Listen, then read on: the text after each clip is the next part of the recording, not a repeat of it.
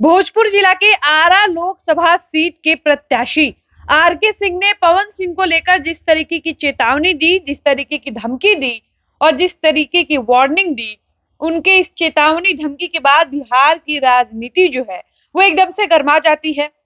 अब आप सबसे पहले समझिए कि आरके सिंह ने पवन सिंह को लेकर क्या कुछ कहा, क्या कुछ बयानबाजी की कि कहा जाने लगा कि बिहार में सियासी भूचाल आ गई है। दरअसल होता यह है कि आरके सिंह जो है वो एक सभा को संबोधित कर रहे होते हैं। इसके अलावा उनका इंटरव्यू भी वायरल हो रहा है, जब वो पवन सिंह से जुड़े सवालों के जवाब में कहते हैं कि देखिए, पवन सिंह अगर काराकाट से निर्दलीय प्रत्याशी के रूप में चुनाव लड़ रहे हैं, इसका मतलब है कि वो हमारे पार्टी के खिलाफ चुनाव लड़ रहे हैं, वो हमारे पार्टी के अगेंस्ट है। ऐसे में पवन सिंह हमारे विरोधी हुए, हमारे कॉम्पिटिटर हुए, हमारे प्रतिद्वंदी हुए।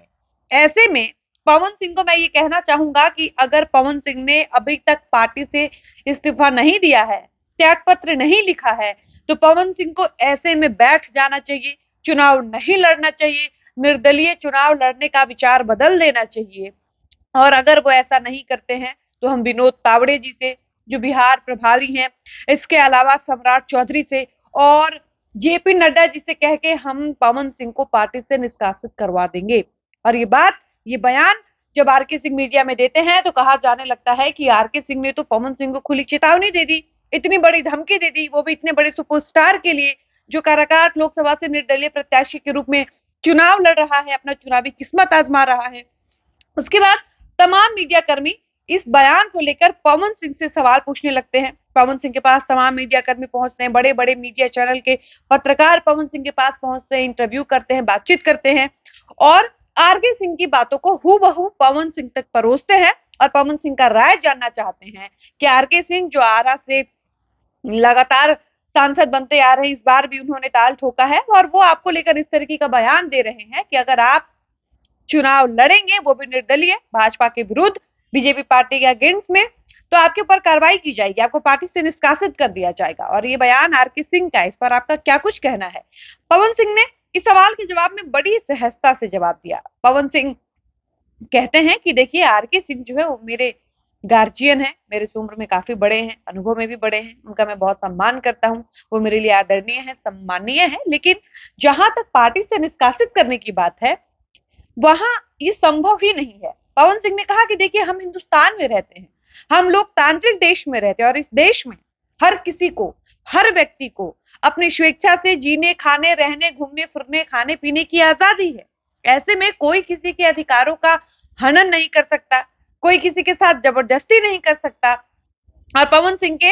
इन बयानों का ये मतलब निकाला गया कि आरके सिंह भले ही अपनी तरफ से चेतावनी दे रहे हो, धमकी दे रहे हो, लेकिन इन बातों का कोई मतलब नहीं है, क्योंकि पवन सिंह हिंदुस्तान के निवासी हैं, वो भारत के रहने वाले हैं और भारत एक लोकतांत्रिक देश माना जाता है। और ऐसे में कोई व्यक्ति किसी व्यक्ति के साथ जबरदस्ती नहीं कर सकता और हर व्यक्ति को अपने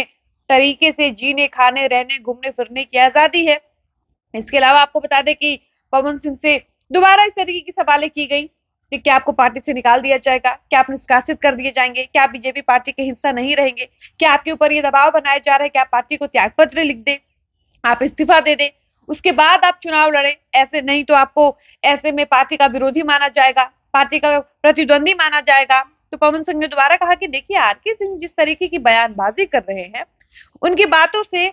उनके हाव भाव से, उनके एक्सप्रेशन से, उनके बयानों से तो यही लग रहा है जैसे पवन सिंह पाकिस्तान का निवासी और हिंदुस्तान में आकर चुनाव लड़ रहा है।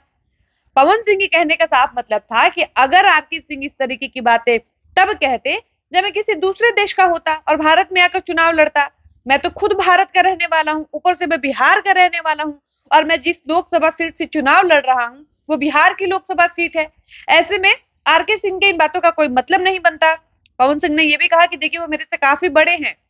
अनुभवी भी हैं, सम्माननीय भी हैं